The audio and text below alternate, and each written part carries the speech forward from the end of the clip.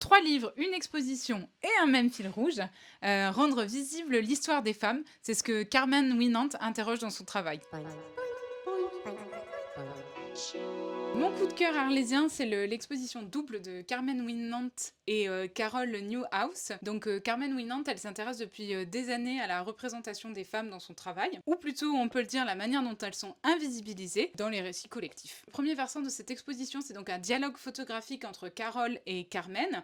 Donc Carmen se prend en photo, elle rembobine la pellicule et l'envoie à Carol qui à son tour se prend en photo sur la même pellicule. Et donc cette technique permet de questionner la singularité des images et la notion d'unicité de l'auteur qui est souvent masculin.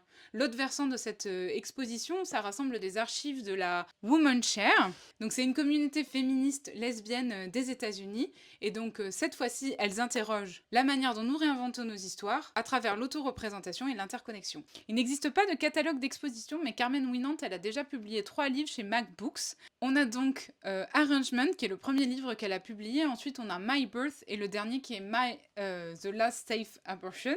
Je ne vais pas vous parler des deux autres, mais seulement de celui-ci. Mais je vous invite quand même à aller les découvrir parce qu'ils sont vraiment super. The Last Safe Abortion, comme son titre l'indique, parle de l'avortement. Elle va collecter des images donc des personnes qui pratiquent l'avortement. Donc son point de vue, c'est plutôt le point de vue du soin et des personnes qui le réalisent. Elle remet un peu d'humanité dans ses actes. Alors il y en a toujours eu, mais souvent les représentations qu'on en a ou l'idée qu'on s'en fait et pas celui-ci. Et donc le geste peut sembler un peu radical parce qu'elle va questionner un peu cette vision fantasmée de la maternité, mais elle apporte du coup une dimension politique à l'objet et c'est ça qui est vraiment très intéressant.